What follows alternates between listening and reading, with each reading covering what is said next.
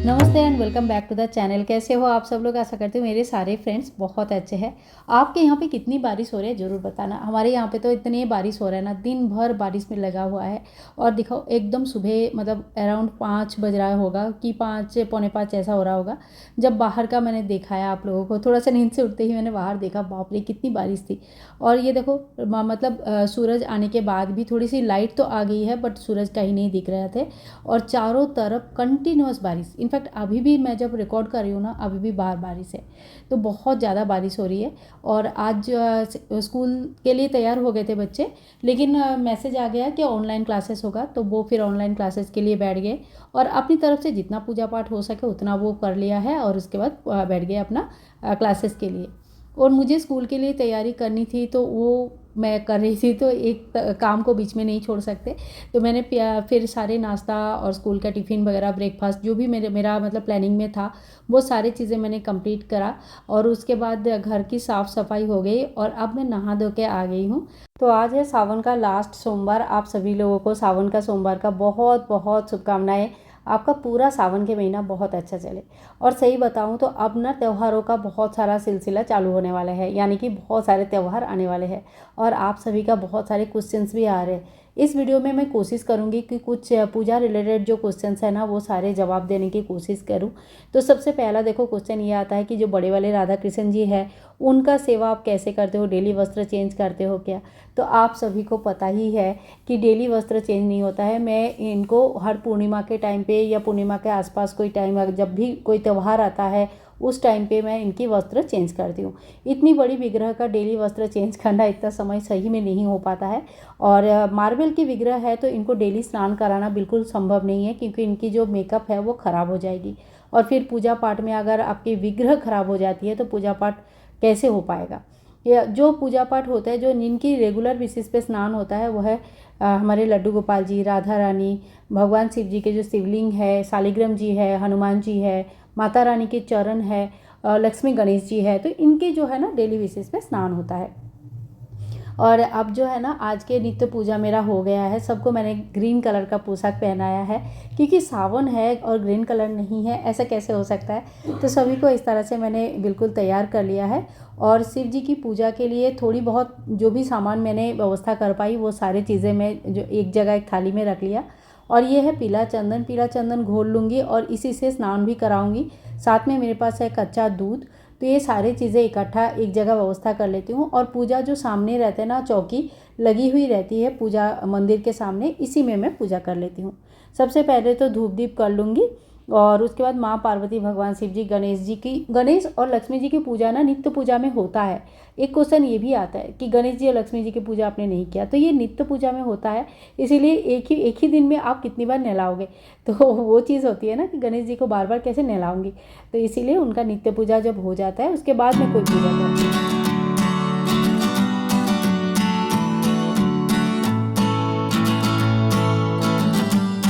यहाँ पे मैं माँ पार्वती, शिव जी और नंदी बाबा का पूजा करूँगी। शुद्ध जल से स्नान कराती हूँ, फिर दूध से स्नान होता है, फिर गंधोदर स्नान यानी कि चंदन से स्नान होता है, फिर से शुद्ध जल से स्नान होता है। तो इस तरह से एक सीक्वेंस रहता है, उस हिसाब से मैं स्नान करवाती हूँ। और इसके साथ ही कुछ फूल का और फल का और जो कुछ पत्ते होते हैं, यानी कि जैसे भांग के पत्ते हो गए। सोसाइटी में भांग के थोड़ा सा छोटा सा एक पौधा हमने लगाया है, आप लोगों को दिखाया था। तो वो सारी चीज़ें मैं व्यवस्था कर लेती हूँ और वही सारे चीज़ों से आज का पूजा करूँगी।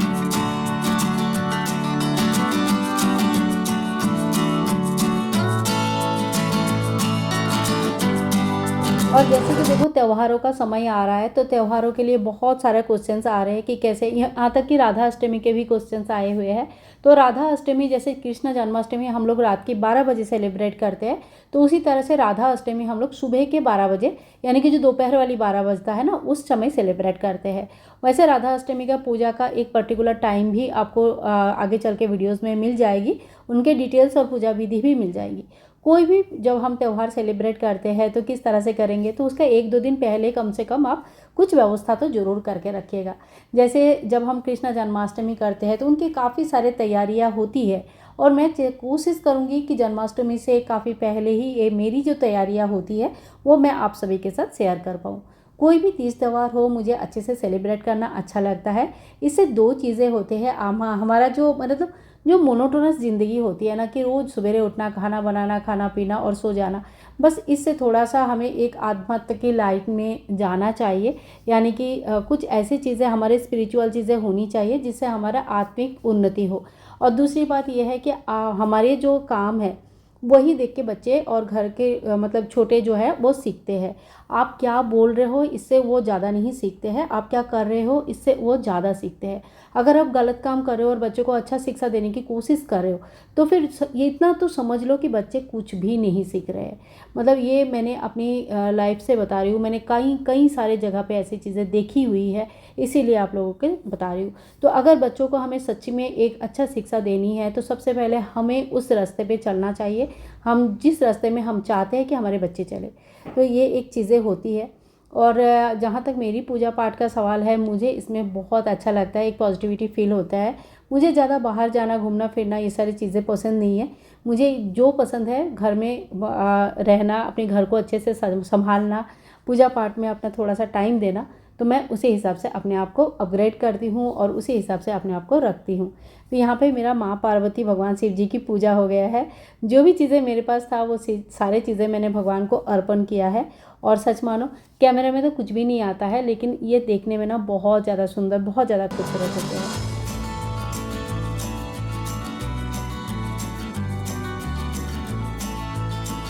पूजा के बाद ये ग्रीन कलर का चुनरी जो है ये उड़ा दूँगी और इसी तरह से जो ना आज का पूजा जो मेरा कंप्लीट हो जाता है। और इस तरह से फिर उसके बाद आरती कर लेते हैं। आरती सबसे लास्ट में होता है, तो पूरा मंदिर का, भगवान का पूरा आरती एक ही साथ करते हैं। एक क्वेश्चन और आया था, तो आप आरती की थाली लेफ्ट हैंड में क्यों पकड़ते हो, घंटी राइट हैंड में क्यों पकड़ते हो? तो ऐसा है ना, मेरे से लेफ्ट हैंड से घंटी बजती ही नहीं है। इसका पीछे और कोई कारण नहीं है, मेरे से घंटी बजती ही नहीं है लेफ्ट हैंड से, इसीलिए मैंने राइट हैंड से घंटी पकड़ के रखा है। तो ये मेरी हो गई है मंदिर की पूजा। और बाहर देख सकते हैं कितना ज़्यादा पानी, कितनी बार मैंने इसको साफ़ कर चुकी हूँ ना, फिर भी यहाँ पे बहुत ज़्यादा पानी जमा होता है। यहाँ पे मैंने शिवलिंग बनाया है, मिट्टी की शिवलिंग, और इनको मैं रोज़ पूजा करती हूँ। तो इनको फिर पानी चढ़ा दूँगी। ओम नमः शिवाय इस मंत्र का जप करते हुए बेल वृक्ष को पानी चढ़ाती हूँ, और साथ में जो समी का वृक्ष है और बाकी सारे देव वृक्ष है सभी को पानी चढ़ाएंगे। समी का वृक्ष कैसे लगाना चाहिए, इसके ऊपर भी एक क्वेश्चन आया था। तो देखो, घर के बाहर दरवाजे के राइट साइड में अगर लगा पाते हो तो बहुत अच्छा है। सामी का वृक्ष अगर घर पर लगाना है तो आपको एक छोटी सी गमले में ही लगाना चाहिए, क्योंकि ये सब बहुत बड़े वृक्ष होते हैं और घर के अंदर वृक्ष नहीं लगाया जाता है। तो अगर कोई भी देव वृक्ष की घर में पूजा करना चाहते हो तो कोई ना कोई छोटे गमले में लगा लीजिएगा। और ये मैंने कढ़ाई निकाल लिया, छोटू सा है, बहुत प्यारा है। मैंने इसकी वीडियो भी आप लोगों के साथ शेयर किया था। इसमें भोग बनाना मुझे बहुत अच्छा लग रहा है, तो जब भी आजकल भोग बनाती हूँ ना, इसी में बनाती हूँ। इससे पहले भी मेरे पास छोटे छोटे कढ़ाई वगैरह भगवान के पूजा के लिए अलग से था, जो स्टील का था, लेकिन इसमें भोग बनाने का मज़ा ही अलग है। और आज भोग में बना रही हूँ सूजी की हलवा।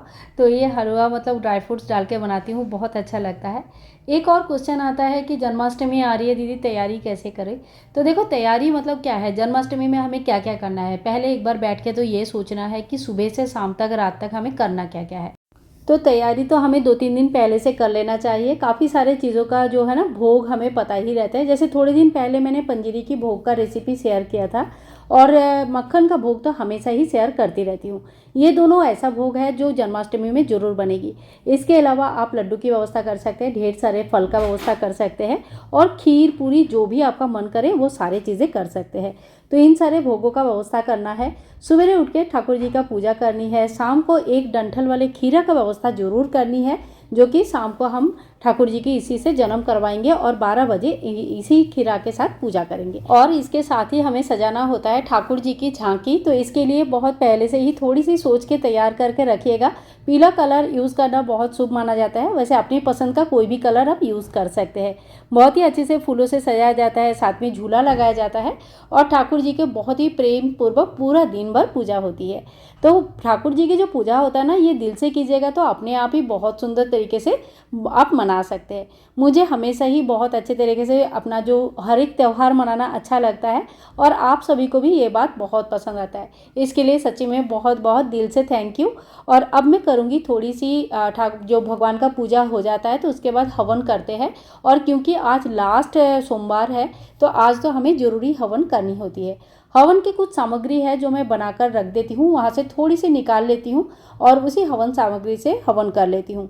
यहाँ पे मैंने एक थाली ले लिया है और जो कंडे हैं गोबर के ये मैं घर पर ही बनाती हूँ। ये भी कई सारे वीडियोस में मैंने आप सभी के साथ शेयर करके रखा है। इसके ऊपर मतलब थोड़ा सा घी से मैंने अच्छे से भिगो देती हूँ और इसको ना अलग से जो गैस में जलाने की ज़रूरत नहीं पड़ती है। लेकिन जब हम कोई गोबर के कंडे खरीदते हैं तो उसे अलग से गैस में जलाना ज़रूरी हो जाती है, क्योंकि डायरेक्ट वो फिर इतना अच्छे से नहीं जल पाते हैं।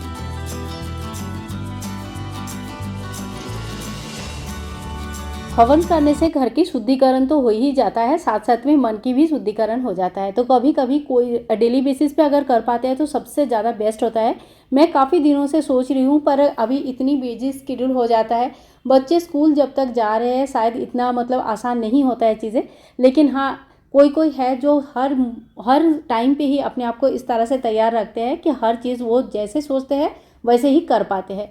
मैं भी बहुत दिन से सोच रही हूँ कि मैं डेली हवन का व्यवस्था करूँ। डेली हवन करना इतना मुश्किल भी नहीं है, चाहे तो हम डेली हवन कर सकते हैं। और अगर नहीं भी कर सकते हैं तो जो भी मेन पूजा पाठ आता है, जो मेन पूजा पार्वण आते हैं, उसमें हमें डेली हवन जरूर करनी चाहिए। यहाँ पे मैंने अपने भगवान शिव जी माँ पार्वती के नाम पे हवन कर लिया है थोड़ी सी। और जब अग्निकुंड बिल्कुल शांत हो जाता है तब इसमें से बहुत ही प्यारा सा खुशबू आती है जो कि घर के लिए बहुत ही ज़्यादा पॉजिटिविटी को लेकर आती है। तो इस खुशबू को यानी कि इस धुआं को पूरे घर में घुमाना होता है और काफ़ी धीरे धीरे आराम से पूरे घर में घुमाइए। और सबसे पहले जो इसकी शुरुआत होती है ना, वो अपने मंदिर से ही होना चाहिए। मंदिर की शुद्धिकरण के बाद हम पूरे घर में घुमाते हैं और बाथरूम टॉयलेट वगैरह छोड़कर हर जगह पे आप इसे घुमा सकते हैं। वैसे इस तरह से जो धूना देना होता है ये मैं कोशिश करती हूँ मंगल बृहस्पति शनि इसमें से कोई भी दिन या तीनों दिन देने की। तो इससे घर में मतलब बहुत सारी चीज़ें आपको ऐसा फील होगा ना कि अगर थोड़ी मोड़ी बच्चे डरते हैं और ये सारी चीज़ें होती है ना, तो ये धीरे धीरे एकदम से कम हो जाता है और बहुत सारा पॉजिटिविटी आपको फील होता है। तो फ्रेंड्स, आज के लिए इतना ही पूजा मैंने कर लिया है और मुझे जितना आप लोगों से कहना था वो सारी चीज़ें मैंने कहा है।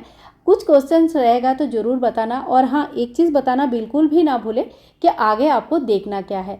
आने वाली है रक्षाबंधन, जन्माष्टमी, बहुत सारे त्यौहार। तो क्या तैयारी देखना चाहते हैं, पूजा विधि देखना चाहते हैं या क्या चीज़ ऐसा है जो आपको जानना है, तो आप ज़रूर कमेंट करके लिखिएगा।